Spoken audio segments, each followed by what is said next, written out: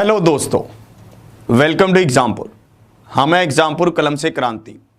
मैं अभिनंदन आप सभी का आपके अपने परिवार एग्जामपुर में अभिनंदन करता हूं। आज हम यहां पर डिस्कस करने वाले हैं एक शानदार सेशन आप लोगों के साथ, जो रहेगा परसेंटेज का, प्रतिशत का पार्ट 2 होगा ये। ठीक है, दूसरा पार्ट रहेगा आज। बहुत शानदार तरीके से आप चीज़ों को सीख रहे हैं। आपने कल वाले पार्ट में सीखा कि परसेंटेज है क्या, उसका मतलब क्या है परसेंटेज का। कल हमने उसके ऊपर डीप एनालिसिस किया, बहुत मतलब बेसिक से, जिसको आप कहते हैं कि हमेशा कि बेसिक होना चाहिए, बहुत बेसिक स्ट्रक्चर से हमने उसको स्टार्ट किया। आज के क्लास की शुरुआत कर रहे हैं, जिसमें आप बिल्कुल मेरा साथ देंगे जैसे आपने कल दिया, और ऐसे ही नई चीज़ों को सीखेंगे जैसे आपने कल सीखी। बहुत ही मज़ा आने वाला है, बहुत। तो आज के क्लास की शुरुआत करता हूँ, आप सीखना। इसी के साथ सभी साथियों को गुड इवनिंग, राधे राधे, राम राम। ध्यान से आप समझना कि मैं आपको क्या समझाना चाहता हूँ और कैसे कैसे कहना चाहता हूँ। इससे पहले आपको एक न्यूज़ और देना चाह रहा हूँ कि विवेक सर आ गए हैं। मुझे लगता है मुझसे पहले भी आपको न्यूज़ मिल चुकी होगी। ठीक है, और मतलब पैरों में छाले हैं। ठीक है, और वैसे भी डिहाइड्रेशन के कारण इस जो एक तरह से पद यात्रा थी उसको रोकना पड़ा, क्योंकि मैंने भी जैसे कल सर को चलते हुए देखा था तो मेरे को भी एकदम से इतना आश्चर्य हुआ, इतना अचानक। मतलब मेरे को ऐसा लगा कि यार इतनी गर्मी में, इतनी तेज धूप में इस तरह से चल पाना इम्पॉसिबल है। ठीक है, पर फिर भी सर कहते कि नहीं सर, ऐसे चलना ही होगा। अब कब तक ऐसे बैठे रहेंगे? हम ऐसा तो कर नहीं सकते कि इंतजार करें कि सूरज कब ढले फिर चलें, या फिर है ना धूप कम हो, ऐसा इंतजार तो कर नहीं सकते। ऐसे तो बहुत टाइम लग जाएगा, इसीलिए निरंतर चलते रहना होगा। पर फिर रास्ते में चलते डिहाइड्रेशन हो जाना एक आम बात हो गई, क्योंकि पसीना निकलता रहता है, पानी इतना पीने का सिस्टम बन नहीं पाता, तो इसलिए डिहाइड्रेशन हो गई। फिर उसके कारण स्वास्थ्य खराब हो गया। फिर स्वास्थ्य खराब होने के बाद और प्रशासन भी कुछ 144 धारा लगी होने के कारण बात बन नहीं पा रही थी, तो उन सब चीज़ों के कारण उसको रोकना पड़ा। हाँ, ग्लूकोज पिला रहे हैं, नारियल पानी वगैरह अभी थोड़ी देर में अरेंज आ रहा है, तो उन सब चीज़ों से थोड़ा सा स्वास्थ्य ठीक हो जाएगा। उम्मीद करता हूँ कि विवेक सर आपके सामने आएंगे थोड़े टाइम में, मुझे लगता है, या फिर कल आएंगे। थोड़ा भी आराम भी कर रहे हैं, थोड़ा बता भी रहे हैं हम सबको। हम सब भी पूछ रहे हैं कि सर कैसे कैसे हुआ आपसे, है ना, कितने बच्चे आए, कैसे बच्चे मिले, है ना, मतलब होता है एक सबको, है ना। तो इस तरह से सब चीज़ें। चलिए आज की सेशन की आगे शुरुआत करता हूँ। मैं सल्यूट करता हूँ विवेक सर को, हमारी पूरी एग्जामपुर टीम को, और विक्रांत सर को, विक्रांत त्यागी सर को, आशु सर, आकाश सर, जो भी हमारे साथ थे, जिन्होंने भी इस, और नितिन सर, सॉरी, है ना, जो मेन मतलब एक रोल प्ले किया, और जो गए और उन्होंने पूरी तरह से इसको आगे लेकर जाने का सोचा। क्योंकि यार अपन तो मतलब शरीर से थोड़ा ऐसे बंधे हैं कि अपन को अगर कोई कहे कि यार चलना है तो थोड़ा सा ऐसे लगता है यार क्या हम कर पाएंगे, और इन लोगों ने बिना सोचे मतलब एकदम से कर देना किसी चीज़ को, सल्यूट है भाई साहब पूरी तरह से। चलिए आज की क्लास की शुरुआत करता हूँ। ठीक है, और आप आज के क्वेश्चंस को देखेंगे और बढ़िया से उनका आंसर करेंगे। आज की क्लास का पहला क्वेश्चन आपके सामने ये रहा। इस क्वेश्चन को ध्यान से समझेंगे कि ये कहना क्या चाहता है और इसकी क्या क्या भावनाएं हैं। इस क्वेश्चन को ध्यान से देखेंगे, इसमें कैसे कह रहा है, ध्यान से देखेंगे आप जल्दी से। इसको देखेंगे, इसमें कैसे कह रहा है, ध्यान से आप देखना। यहां पर कह रहा है कि 20% of A is equal to B. A का 20% किसके बराबर है? बी के बराबर है। ए का 20% किसके बराबर है? बी के बराबर है। तो आपसे पूछा गया B percentage of 20 is, B 20 का बी परसेंट ए के कितने परसेंटेज के बराबर होगा, ये आपसे पूछा गया। मैंने कहा सबसे पहले तो मुझे ए और बी का मान पता होना चाहिए। अगर मुझे ए और बी का मान पता होगा तब जाकर कुछ बात बनेगी, उसके अलावा तो मैं बात बना ही नहीं सकता किसी भी तरह से। इन्होंने कहा ठीक है, आप यहां पर ए और बी का मान निकाल सकते हैं। यहां पर ए अनुपात बी आ जाएगा, 5 अनुपात 1 आ जाएगा, ये हुआ। अब कह रहा है कि 20 का बी परसेंट, है ना, तो आप इसको भी सेट कर सकते हैं। जैसे ए को 500 लिख सकते हैं और बी को 100 लिख सकते हैं। तो अगर मैं 20 का 100% निकालूं तो ये 100% किसके बराबर होगा? 20 के ही बराबर होगा। तो भैया मैं 500 का कितने परसेंट निकालूं कि ये 20 के बराबर हो जाए? मैं 500 का 4% निकालूंगा तो ये किसके बराबर हो जाएगा? 20 के बराबर हो जाएगा। ऑप्शन डी इसका क्या है? परम सत्य आंसर है। Option D is the right answer. एक बार फिर से बता रहा हूं, 20 बटा में 100 is equal into A is equal to B, A अनुपात बी, 5:1 रहा और 500 और 100 रहे। और हमें यहां पर पता था कि 20 का B% मतलब 520 का 100% 20 के बराबर होगा। तो हमें यहां पर यह बताना था कि मैं 500 का कितना परसेंट लूं कि ये 20 के बराबर हो जाए, मुझे बस इतना बताना था। तो 500 का अगर मैं 4% लेता हूं तो ये भी क्या हो जाएगा? 20% के बराबर हो जाएगा। एक तरीका ये था इसको करने का। बाकी और क्या तरीका हो सकता है? और एक और तरीका देखते हैं इसको करने का। ध्यान से देखना, ये ऑप्शन डी एक बार आपको समझ आ गया। चलिए एक और तरीका देखते हैं इसको करने का। एक और तरीका क्या है उसको भी आप ध्यान से देखेंगे, ठीक है। ऐसे क्वेश्चन आपके एग्जाम में पूछे जाते हैं, ठीक है। एक और भी तरीका है इसको करने का, आप ध्यान से देखना। एक और तरीका क्या है, मेरी बात को समझना। ये कह रहा है कि ए का 20% किसके बराबर है? बी के बराबर है। और हमसे पूछ रहा है B% का 20, मतलब मैं एक काम करता हूं, इधर अगर परसेंटेज लगा रहा हूं तो इधर भी एक परसेंटेज और लगानी पड़ेगी। अगर मैं इधर 20 से गुना कर रहा हूं तो इधर भी मुझे 20 से गुना करना पड़ेगा। यही होगा। ये क्या बन गया? B% और 20 बन गया और इधर भी ऐसा ही बन गया। अब देखो भैया, इसको मैं क्या लिख सकता हूं? 20 बटा में 100 गुना में ए। इसको क्या लिख सकता हूं? 20 बटा में 100। यही होगा भैया। ये 100 तो आपस में कट गया और ये हमारे पास क्या बचा? 4 बटा में 100 ए। और मुझे हमेशा ये पता है कि जो नीचे वाला 100 होता है ये किसको इंडिकेट करता है? परसेंटेज को। तो ये क्या हो जाएगा? ए का 4% हो जाएगा। आप इस तरह से भी इस क्वेश्चन को कर सकते थे कि ए का 4% या फिर 4% ऑफ ए। ऑप्शन डी इसका क्या है? परम सत्य आंसर है। एक बार इस तरीके को फिर से समझेंगे आप। आपको पता था ए का 20% बी के बराबर है। आपको B% ऑफ 20 निकालना है। आपने अगर परसेंटेज का निशान यहां लगाया तो यहां भी लगाना पड़ेगा। अगर आपने 20 को इससे मल्टीप्लाई किया तो इससे भी करना पड़ेगा। अब इसको सोल्व कर लीजिए। जैसे ही आप सोल्व करेंगे ये बन जाएगा 4 बटा में 100 गुना में ए। और ये नीचे वाला 100 क्या होगा? परसेंटेज का निशान बन जाएगा 4% ए। ऑप्शन डी इसका क्या हो जाएगा? परम सत्य आंसर हो जाएगा। Option D is the right answer. इस तरह से आप इस क्वेश्चन को खेल सकते थे बढ़िया तरीके से। और देखते हैं और इसमें किस तरह के क्वेश्चन पूछता है। ध्यान से आप देखेंगे, ठीक है। और इसमें किस तरह के क्वेश्चन पूछता है जल्दी से आप देखेंगे। देखिए इस क्वेश्चन को देखिए, इसमें क्या कहना चाहता है। क्या आप इस क्वेश्चन का आंसर कर पा रहे हैं? जल्दी से बताएंगे। इस क्वेश्चन को देखेंगे, क्या आप इस क्वेश्चन का आंसर कर पा रहे हैं? ठीक है, इसको देखेंगे, इसको आप कैसे करते हैं देखेंगे ध्यान से। श्रोताओं में से 1/6 भाग पुरुष, 1/3 भाग महिलाएं तथा शेष बच्चे हैं।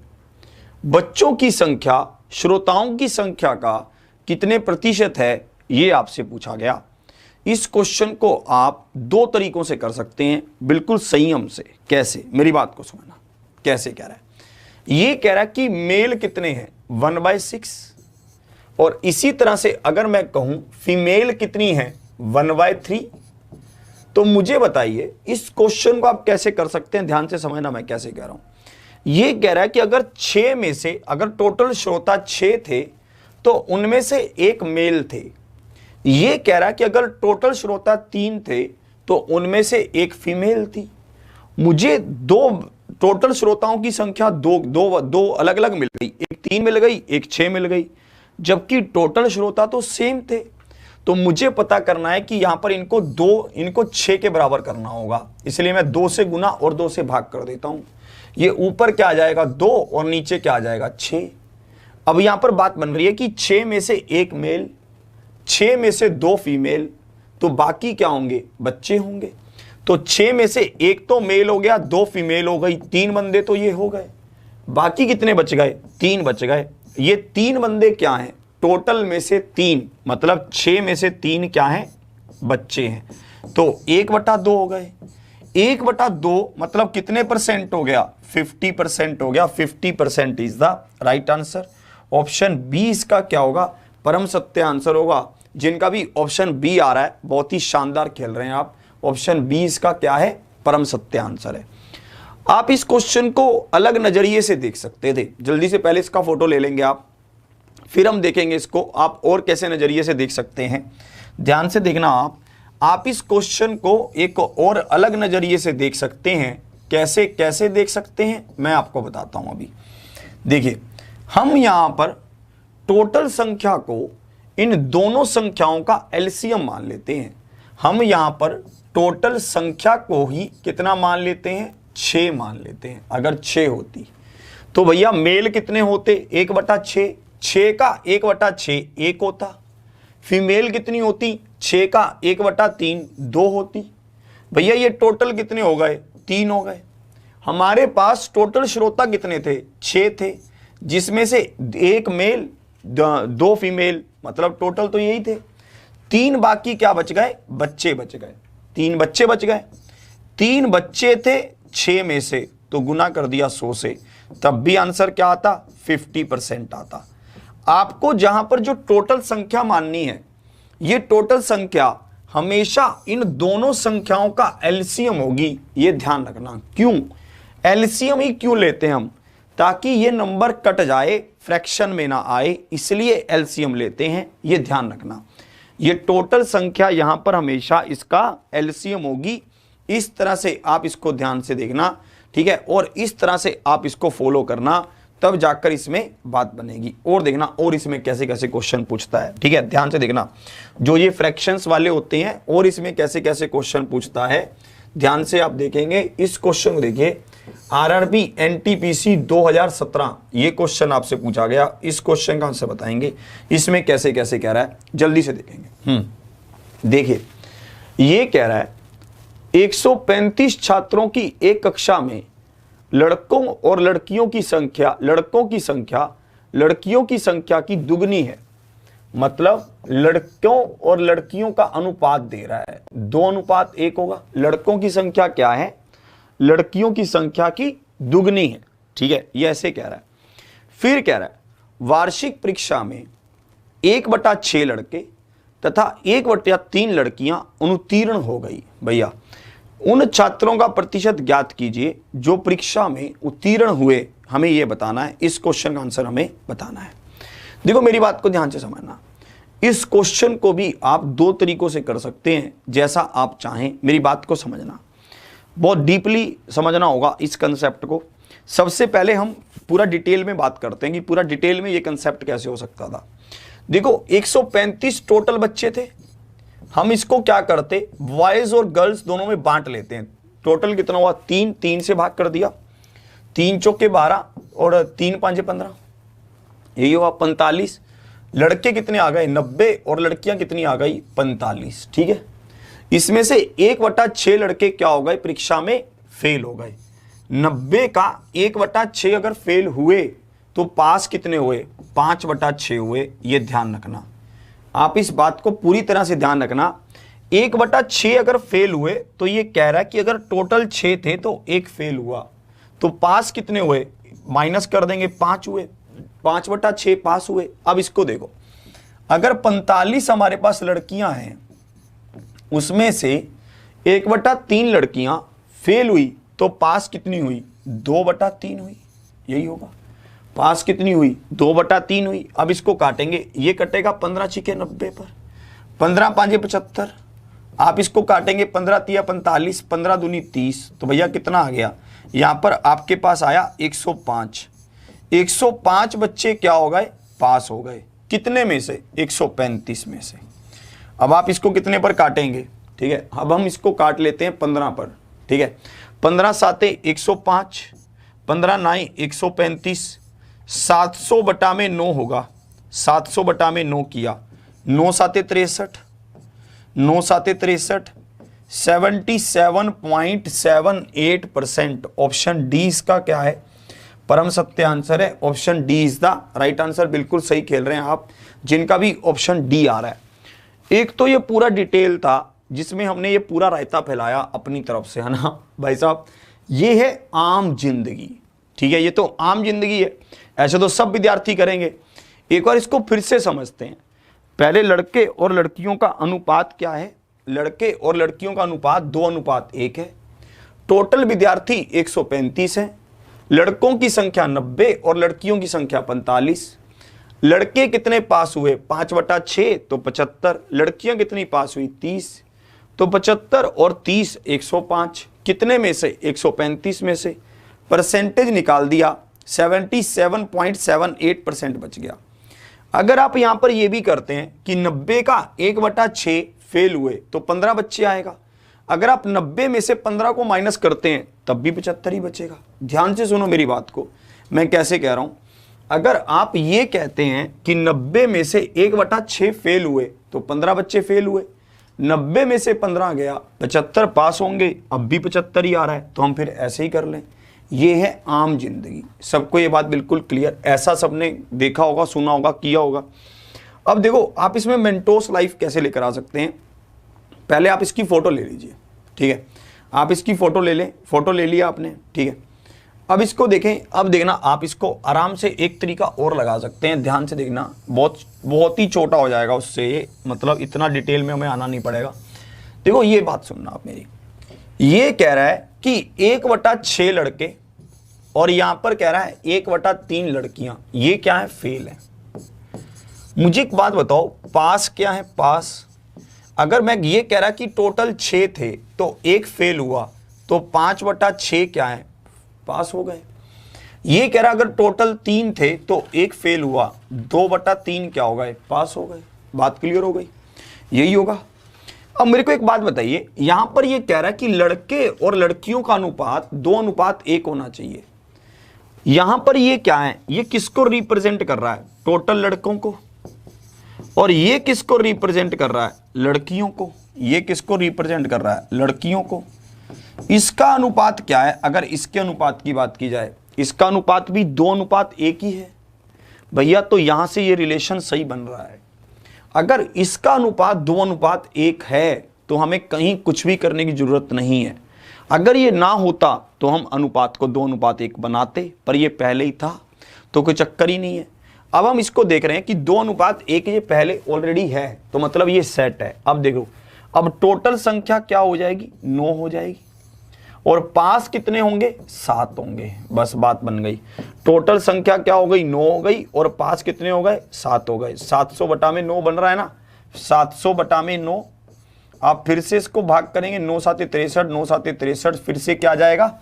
77.78%। ऑप्शन डी इसका क्या होगा? परम सत्य आंसर होगा। Option D is the right answer. आप इसको ऐसा भी कर सकते थे, थोड़ा सा जोर लगेगा इसको समझने में, पर जोर लगा देना। एक बार फिर से कह रहा हूं, मैंने लड़कों और लड़कियों का अनुपात चेक किया, ये भी 2:1 में है। तो इसका मतलब क्या हुआ? इनका टोटल कितना हुआ? 9 हुआ। 6 और पास कितने हुए? 7 हुए। 9 में से 7 पास हुए, तो भैया क्या बन गया? 7 × 100/9। समझ आ रहा है? 700 में क्या हुआ? 9 हुआ। तो इस तरह से भी आप इसको क्या कर सकते हैं? आंसर कर सकते हैं। ये क्वेश्चन आपके लिए था ताकि आप इसमें चीज़ों को समझ सकें। आगे चलते हैं और क्या होगा, ठीक है। और अब इसमें थोड़े से अपने वाले क्वेश्चन आ जाएंगे, जैसा हम अक्सर देखते आए हैं, जैसा हम अक्सर सुनते आए हैं, ठीक है। ये कितना नंबर था? अब इसको देखेंगे, आप आगे बढ़ते हैं इसमें। ये हो चुका है, अब आ गया। इसको देखिए, इस क्वेश्चन को देखेंगे, इसमें कैसे कह रहा है, इसको ध्यान से देखेंगे।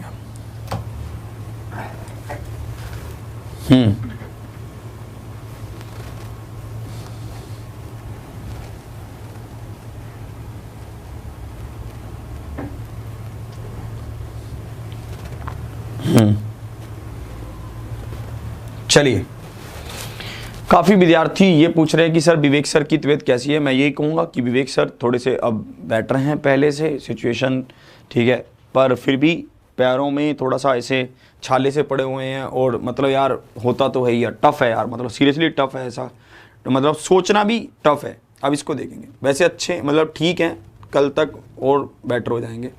अब इसको देखेंगे इसमें कैसे कह रहे हैं। अब इसको देखो, देखो एक बात को बहुत ध्यान से समझना कि 3 विषयों में प्राप्त अंकों का अनुपात क्या है, 1 2 3 है, ठीक है। और ये कह रहा है कि स्कूल ने प्रत्येक विषय को 5% ग्रेस देने का फैसला किया। स्कूल क्या कह रहा है कि प्रत्येक बच्चे को 5% का ग्रेस दे दो, भाई साहब हमारी तरफ से गिफ्ट दिया। तो छात्रों के नए अनुपात का पता लगाएं कि नया अनुपात क्या होगा। मेरी बात को बहुत ध्यान से समझना, इससे हमें एक कंसेप्ट सीख कर चलना है आगे।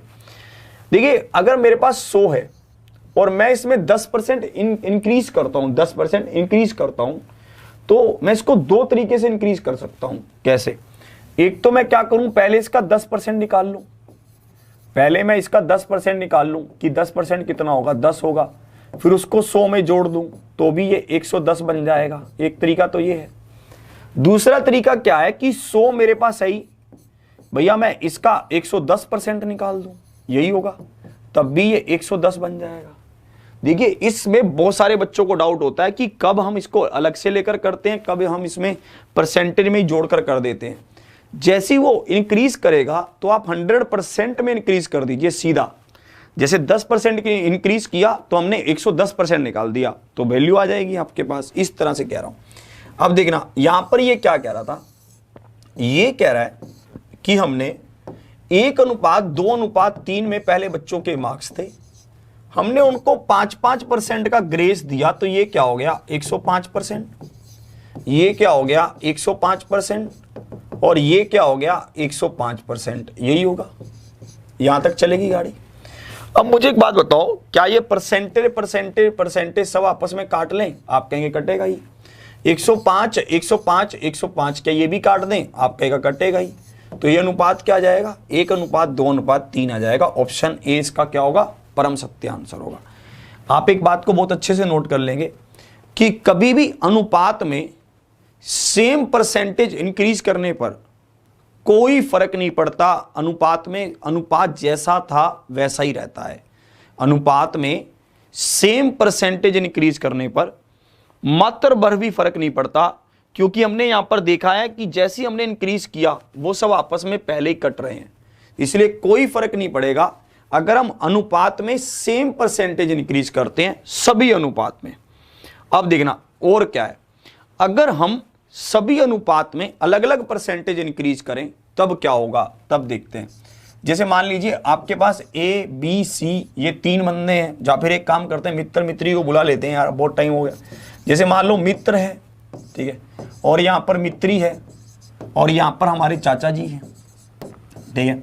अब भाई साहब चाचा जी इस उम्र में भी कहते हैं भैया, मान लेते हैं इन्होंने कुछ पैसा बांटा, ये ऐसे कर लेते हैं, मान लेते हैं इन्होंने पैसा बांटा 1:2:3 में, और ये मित्र के पैसे को हम 10% बढ़ा देते हैं, ठीक है। तो मित्र के पैसे को 10% बढ़ाया, मित्री के पैसे को हम 20% बढ़ा देते हैं, और चाचा के पैसे को हम 30% बढ़ा देते हैं।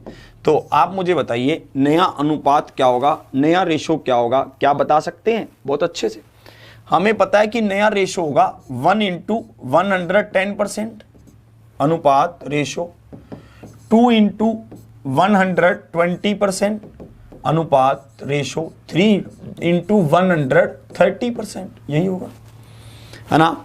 और हम यहां पर परसेंटेज इनको काट देते हैं, 0 0 0, ये भी सब कट गया, बचा क्या 11 24 और 39, यही बचा 11 24 39, यही इसका क्या है, परम सत्य आंसर है। यही इसका क्या होगा, बिल्कुल सही उत्तर होगा। तो एक बात बहुत, अरे आपस में क्यों लड़ रहे हो, आंसर तो कर नहीं रहे हो बावले, आंसर करो। अरे यार कौन पागल हो गया, किसकी मित्री छोड़ गई, ये सब चलता रहेगा, तुम पढ़ लो, ठीक है। अब इसको देखें, अच्छा वो कह रहा कि चाचा कौन आ गए, अरे ये सब हमारे भाई साहब खास मेंबर हैं, रानू मंडल, मित्र मित्री चाचा, ये आते रहेंगे, इनके लिए तैयार रहें आगे भी, ठीक है। तो आप इसको ध्यान से देखेंगे, घबराइए मत, ये आते रहेंगे आगे तक। मित्र अनुपात रेशो क्या था, 1:3 है। आपने 10% बढ़ाया तो 110%, 20% बढ़ाया तो 120%, 30% बढ़ाया तो 130%।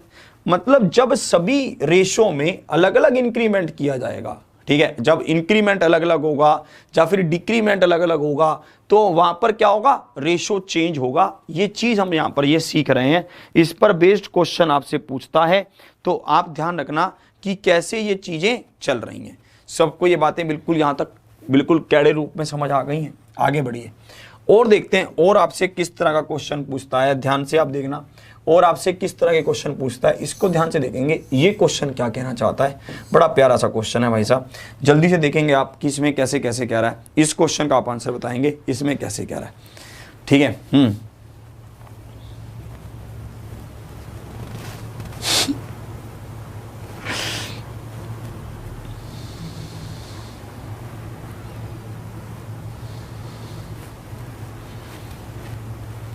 चलिए इसको ध्यान से देखेंगे आप।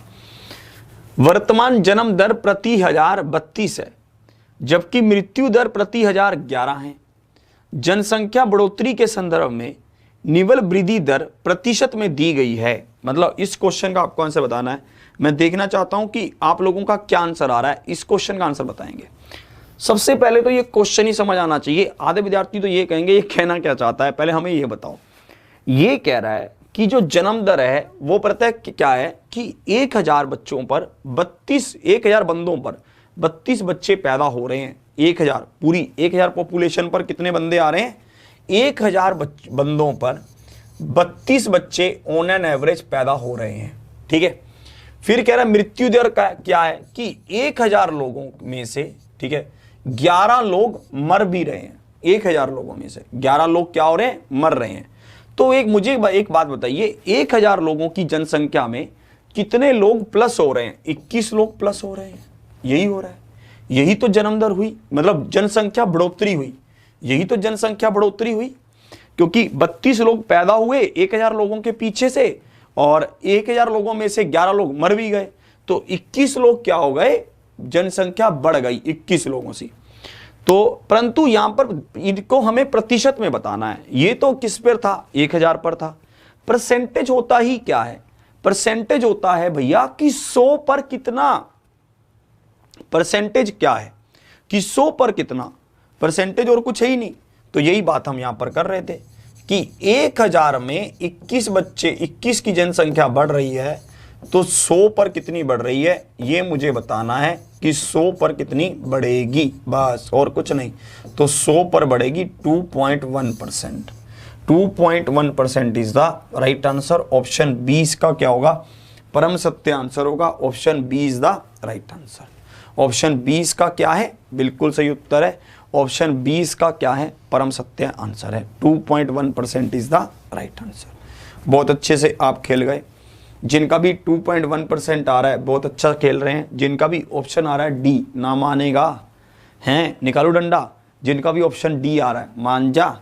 अब आगे चलेंगे और देखते हैं और इसमें क्या है, ध्यान से देखना। और इसमें क्या है, इस क्वेश्चन को देखिए, इसमें क्या कहना चाह रहा है। क्या आप इस क्वेश्चन की भावनाओं को समझ पा रहे हैं, ध्यान से देखेंगे। ये कह रहा है कि भैया मदन के मासिक वेतन में 60% की बढ़ोतरी से कमल के मासिक वेतन का 50% बनता है। मदन का वर्तमान मासिक वेतन क्या है, ये हमें बताना है कि मदन का वर्तमान मासिक वेतन क्या है। इस क्वेश्चन को आपने हल करना है। जल्दी से आप इस क्वेश्चन का आंसर बताएंगे, बढ़िया से बताइए इसमें कैसे कैसे कह रहा है। क्या आप इस क्वेश्चन का आंसर कर पा रहे हैं, बताएं। इस क्वेश्चन का आप आंसर बताएंगे, इसमें कैसे कैसे कह रहा है, जल्दी से बताएंगे। इसका आंसर क्या होगा, मुझे आपके कमेंट्स का इंतजार है, आ जाओ।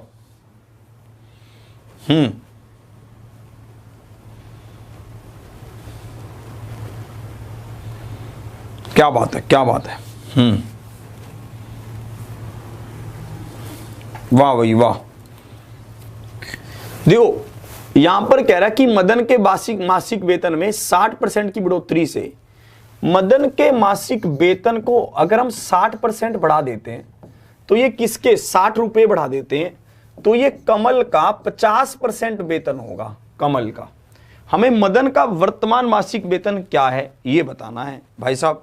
तो मुझे एक बात बताइए, क्या हम बता सकते हैं इसमें, क्या हम अगर मुझे मान लेते हैं कि मदन का वेतन दे रखा होता, ठीक है, कमल का वेतन दे रखा होता तब तो मैं बता देता। मतलब जब कमल का वेतन ही मुझे नहीं पता तब तक मैं करूं क्या। यहां पर तो 2 वेरिएबल हो गए, इक्वेशन 1 हो गई, तो भैया हम इसमें क्या नहीं कर सकते, नहीं बता सकते। ये डाटा क्या है, अप्राप्त है, इसमें और डाटा की जरूरत है। ऑप्शन डी इसका क्या है, परम सत्य आंसर है। क्योंकि भाई साहब यहां पर क्या है, डाटा ही उतना नहीं है जितना हमें रिक्वायर्ड है। आगे बढ़ता हूं, अगले क्वेश्चन को देखते हैं, इसमें कैसे क्या है। क्या आप इस क्वेश्चन का आंसर बता पाएंगे, जल्दी से देखेंगे। अब हम धीरे धीरे परसेंटेज को क्वेश्चंस की फॉर्म में लेकर आ रहे हैं कि आप क्वेश्चन से क्या उनसे रिजल्ट निकाल सकते हैं। अब इसको देखेंगे, ध्यान से देखना। एक परीक्षा में कुल 65% विद्यार्थी उत्तीर्ण हुए, पास हुए। एक परीक्षा में यदि अनुत्तीर्ण विद्यार्थियों की संख्या 420 है तो विद्यार्थियों की कुल संख्या कितनी थी, यह आपसे पूछा गया। देखिए 100% विद्यार्थी हमारे पास होते हैं हमेशा, जिसमें से 65% विद्यार्थी क्या हो गए, उत्तीर्ण हुए। परसेंट 65%, तो भैया फेल कितने हुए, एक बात मुझे बताइए। हमें पता है 100% टोटल है, जिसमें से 65% क्या हो गए, पास हो गए, तो 35% क्या हो गए, फेल हो गए। अब एक बात मुझे बताइए कि 35% किसके बराबर दे रखा है, 420 के बराबर। और हमसे मान किसका पूछा गया है, 100% का मान पूछा गया है, 100% का मान पूछा गया है। 420 बटा में 35 गुना में क्या होगा, 100%। परसेंटेज से परसेंटेज काटेंगे, 7 पर गया, 7 छिके 42, 7 5 35 और 5 दूनी 20, 2 पर, तो कितना आंसर आएगा, 1200। 1200 इसका क्या है, परम सत्य आंसर है। 1200 इज द राइट आंसर। जिनका भी आंसर आ रहा है बी ऑप्शन, ठीक है, क्या कर रहे हो ये गड़बड़, और जिसका भी आंसर आ रहा है 1200, भाई साहब शानदार खेल रहे हैं आप। ध्यान से देखते रहिए, इसमें अब हम नई नई चीज़ों को सीखेंगे और बेहतरीन तरीके से इसमें चीज़ों को सीखेंगे। ध्यान से आप देखना, भी शुरुआत है इसकी बिल्कुल, ठीक है। मतलब ये बहुत ही बेसिक से क्वेश्चन है, धीरे धीरे इसमें और लेवल बढ़ जाएगा, ठीक है। आप देखते रहिए। देखिए ये क्वेश्चन आपसे पूछा गया, और ऐसा क्वेश्चन अब की बार मैंने SSC CHSL में भी देखा है ऐसा क्वेश्चन। एक बार इसको ध्यान से देखेंगे, इसमें कैसे क्या है। ये कह रहा है कि एक परीक्षा में 3 पेपर हैं और उत्तीर्ण होने के लिए अभ्यर्थी को कुल का 35% प्राप्त करना है। पहले पेपर में उसने 150 में से 62 अंक, भाई साहब ये तो कतई अपने जैसा लग रहा है, और दूसरे में 150 में से 35 अंक, भाई इतने कम नहीं आए मेरे। और उत्तीर्ण होने के लिए उसे तीसरे पेपर में 180 में से कितने अंक प्राप्त करने होंगे, ये आपसे पूछा गया।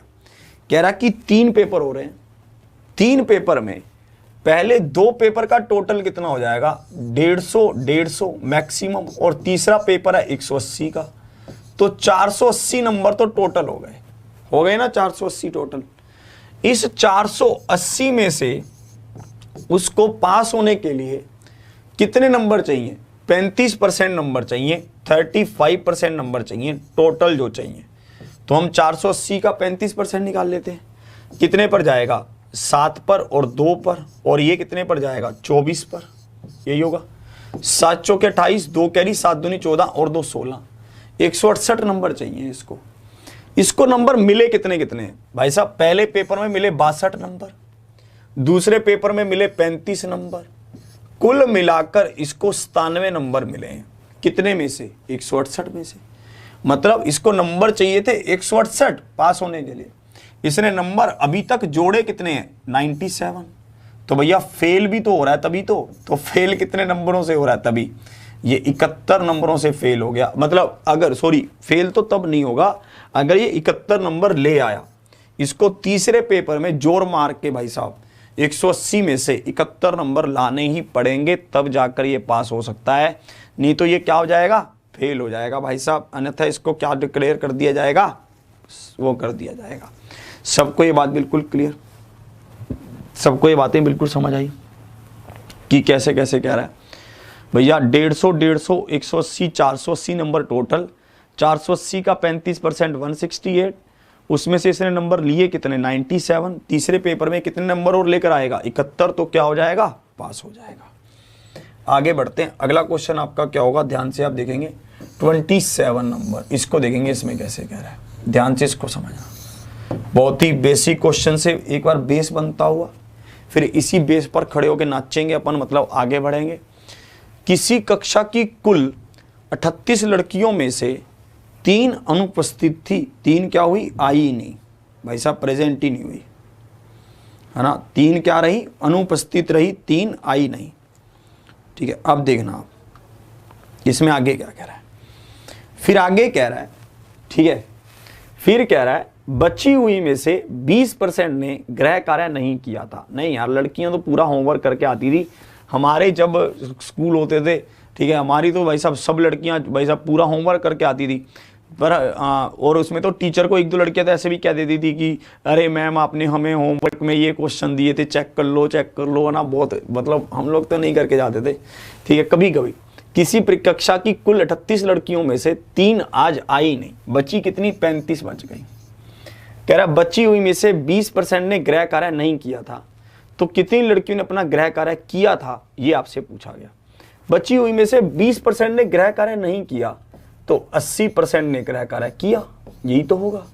तो हम क्या करेंगे? 80% की संख्या निकाल देंगे। बिल्कुल ही आसान था ये तो, इसमें तो कुछ करना ही नहीं था। 7 चौके 28, 28 इज द राइट आंसर। आंखों ही आंखों में हो रहा था, है ना। ये तो बिल्कुल ही भाई साहब आंखों ही आंखों वाला पूछा। और देखते हैं और कैसा क्वेश्चन पूछता है, ध्यान से देखना आप। अगले क्वेश्चन की ओर बढ़ता हूँ। अगला क्वेश्चन आपको क्या कहना चाह रहा है उसको ध्यान से देखेंगे हम।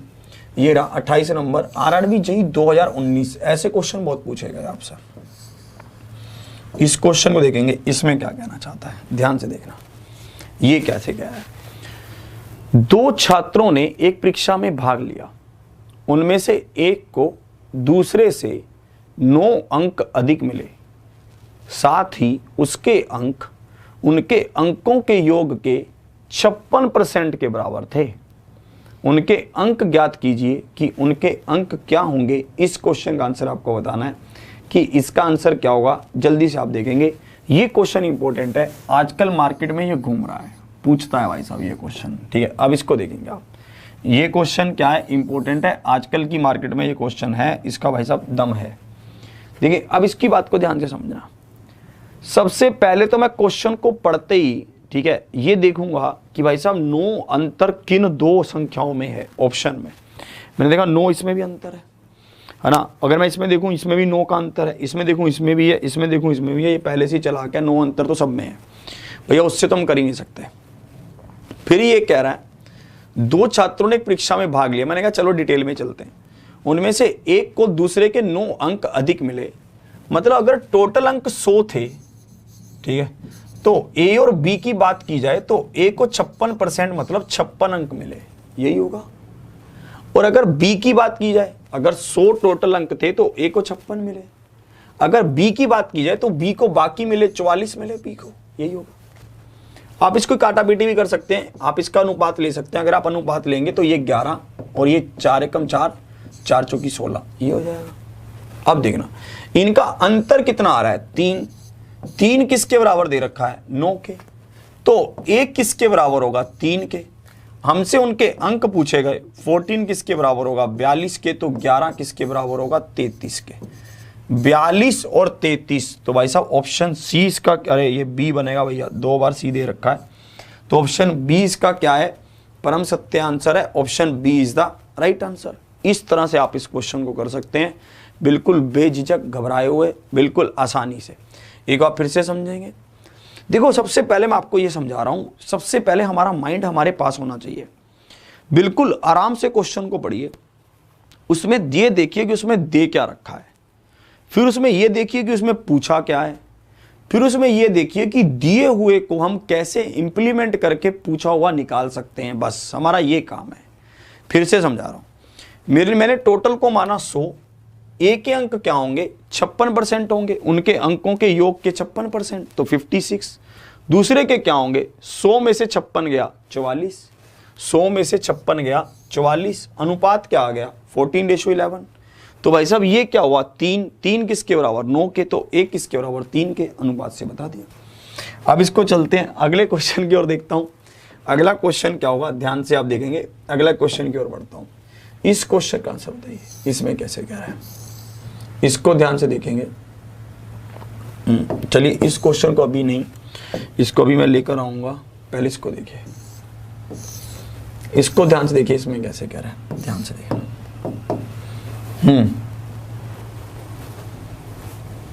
अब देखना, अब देखेंगे आप इसको।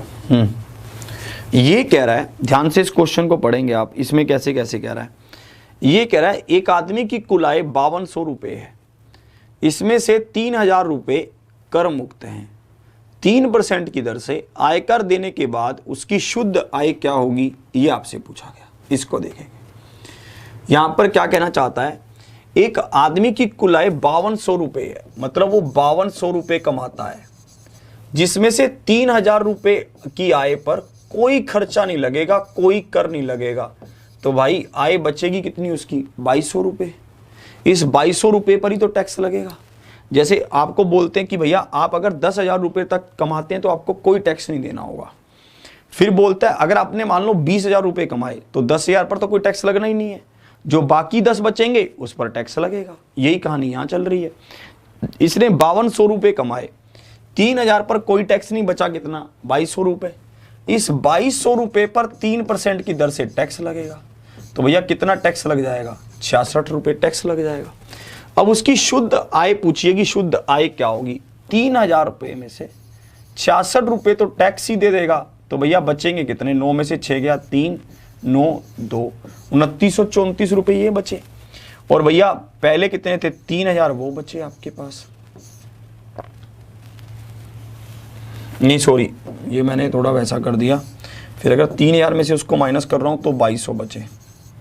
4, 3, 11, 5, 5134। ऑप्शन सी इसका क्या है, परम सत्य आंसर है। ऑप्शन सी इसका क्या है, परम सत्य आंसर है। Option C is the right answer. आप इसको, मैंने 3000 में से माइनस कर दिया, 2200 में माइनस कर दो, बात तो एक ही है, उसमें कोई चक्कर नहीं है ना। आप यहाँ पर मैंने 3000 में से माइनस कर दिया, 2934 आ गया, मैंने 2200 को जोड़ दिया। हो सकता है आपने 2200 में से माइनस कर दिया और 66 को, और 3000 रुपये माइनस जो बाद में जोड़ दियो, बात तो एक ही है, उसमें कोई चक्कर नहीं पड़ेगा। अरे टैक्स पे कर रहा है तो ऐड थोड़ी ना होगा, अगर टैक्स पे करेगा तो उसकी तो गोजी से गया। चलो अब देखो अगले क्वेश्चन की ओर बढ़ता हूं और देखते हैं अगला क्वेश्चन आपको क्या कह रहा है। इस क्वेश्चन को देखिए, इस क्वेश्चन को समझना जरा कि ये क्वेश्चन क्या कह रहा है। क्या इसकी लैंग्वेज को पकड़ पा रहे हो? क्या इसकी लैंग्वेज को कैच कर पा रहे हो कि ये कहना क्या चाहता है? ध्यान से पढ़ना इसको। ये कह रहा है कि एक परीक्षा में 65 अभ्यर्थी बैठे, उसमें से 60% उत्तीर्ण हुए, पास हुए। यदि अनुत्तीर्ण छात्रों में से 5 को परीक्षा में नहीं बैठने दिया गया होता तो उत्तीर्ण प्रतिशत क्या होता, ये आपसे पूछा गया। ध्यान से देखना। देखो सबसे पहले हम इस क्वेश्चन को समझेंगे कि क्वेश्चन कह क्या रहा है। ये कह रहा है कि एक परीक्षा में 65 अभ्यर्थी बैठे, भाई साहब 65 बच्चे बैठे टोटल, उसमें से 60% पास हुए। 60% पास हुए तो क्या मैं टोटल बता सकता हूं कितने पास हुए? बढ़िया से, ये 5 पर जाएगा, ये कितने पर जाएगा? 13 पर जाएगा। 39 बच्चे पास हुए, यही हुए पास, बाकी फेल हो गए। अब ये कह रहा है कि जो फेल हुए बच्चे हैं ना, उनमें से 5 बच्चों को पहले टीचर पकड़ लेता कि भैया तेरे बस का नहीं है पास होना, तूने अब की बार काटी है मस्ती, तो तू परीक्षा में मत बैठ, तू फेल ही होगा, मुझे तेरा पता है। क्योंकि भैया टीचर को तो पता ही होता है किसने पास होना है किसने फेल होना है। तो टीचर ने उसको वहीं रोक लिया। मैं ये कहना चाहता हूं कि 60, अब जो 65 बच्चे बैठ रहे थे उसमें से 5 तो बैठे ही नहीं, और वो भी कौन से, जो फेल हुए हैं। तो बच्चा बैठा कितना, 60 ही बच्चे बैठे, और 60 में से पास तो 39 होंगे ही होंगे, क्योंकि भैया जो पास वाले हैं उन पर तो कोई फर्क पड़ ही नहीं रहा। तो ये कितने परसेंट है, 39 इंटू 100/60। 0 से 0 गया, 3 एकम 3, 3 तिया 9, और 3 तिया 9, और 3 दूनी 6, और ये कितने पर जाएगा, 5 पर, 13 5 65। 65% is the right answer. Option B इसका क्या है, परम सत्य आंसर है। Option B is the right answer. इस तरह से आपको ये क्वेश्चन में खेलना था, यही ये क्वेश्चन आपसे चाहता था कि आप इसको इस तरह से खेलें, है ना। इसी क्वेश्चन की डिमांड ही ये थी। चलिए आगे बढ़ते हैं, ठीक है। एक बार इसको फास्ट रिवाइज करवा रहा हूँ। 65 में से 60% विद्यार्थी पास थे, तो 39 पास थे। अगर जो 5 फेल वाले हैं वो बैठते ही नहीं, तो कितने बंदे बैठते? 60 बंदे बैठते। भैया पास तो तब भी 39 ही होते, क्योंकि फेल वाले बंदे कम हुए हैं। 39 इंटू 100/60, अब टोटल क्या हो जाता? 60। तो भैया कितने पास होते? 65% पास हो जाते। चलिए आगे बढ़ते, इस क्वेश्चन को देखेंगे, इसमें कैसे कहना चाह रहा है इसको ध्यान से देखेंगे, इसकी भावनाओं को भी समझेंगे। ये रहा, इस क्वेश्चन को देखिए, इसमें कैसे कैसे कह रहा है।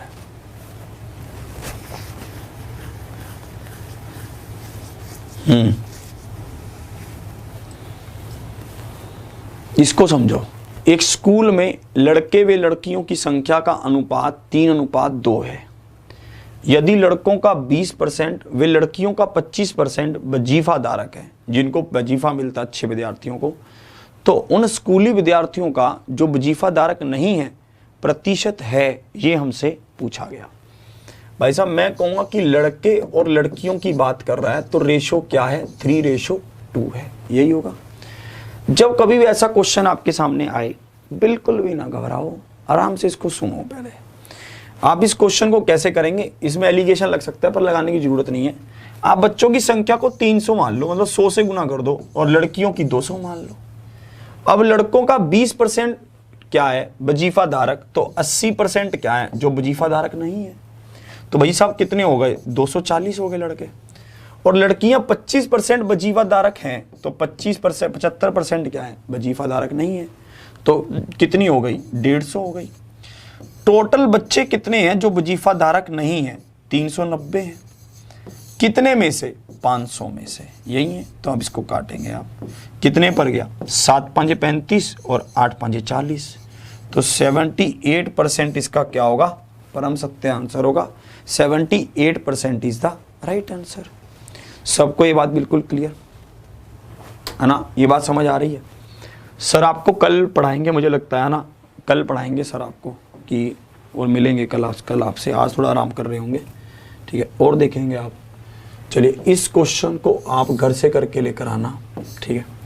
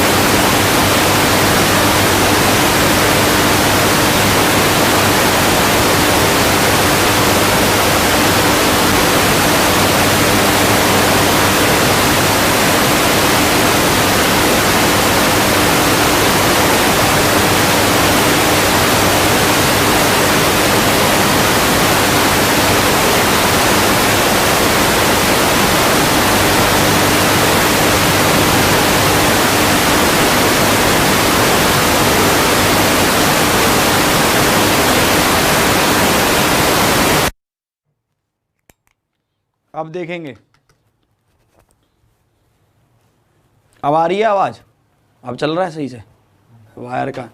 चलिए, तो मैं आपको ये पूछ रहा था कि कोई आपके मन में सुझाव हो, कोई आपको परेशानी हो, किसी तरह की कोई दिक्कत हो, कोई ऐसे लग रहा हो कि सर ऐसे नहीं समझ आ रहा, ऐसे कर लो, ठीक है, जा ऐसे करना चाहिए, किसी भी तरह का आपके मन में कोई दुविधा हो, बहम हो, है ना, उसका हल करेंगे। और एक ये कि भैया जो सुपर 30 सेशन आपका सुबह चल रहा है 8 बजे, उस सेशन को तो मिस करो ही मत, वो सेशन तो लेना ही लेना है, उसके बिना गति है नहीं भैया, ठीक है। तो अगर आपको किसी भी तरह का कोई समस्या है तो आप बता सकते हैं, और अगर आपको किसी तरह की कोई परेशानी है तो डिस्कस कीजिएगा, ताकि हम उसका हल निकाल सकें किसी तरह से, है ना, और बात बन सके।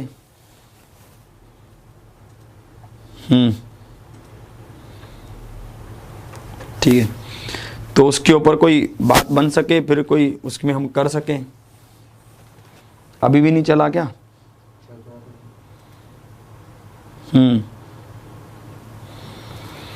एक विद्यार्थी पूछ रहे हैं कि सर एडवांस मैथ की क्लास कब होगी? तो मैं एडवांस मैथ की क्लास के लिए बता देता हूँ, जल्दी हम उसको करवा देंगे, पर आप उसके साथ साथ आप प्रीवियस जो हैं पहले एडवांस मैथ की क्लास करवा रखी है उनको रिवाइज करते रहिए, उसको भी करते रहिए।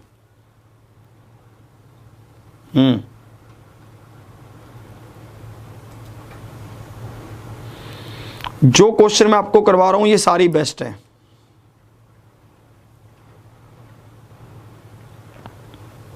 चलिए, बस आप एक काम करना, आप एक तो डेली सुपर 30 सेशन को लेना स्टार्ट कीजिए। अगर आप नहीं ले रहे हैं तो उस सेशन के बिना गति नहीं है, क्योंकि उसी सेशन से पूरा पेपर बनेगा मैथ्स का, ये मैं दावा करता हूं आपको।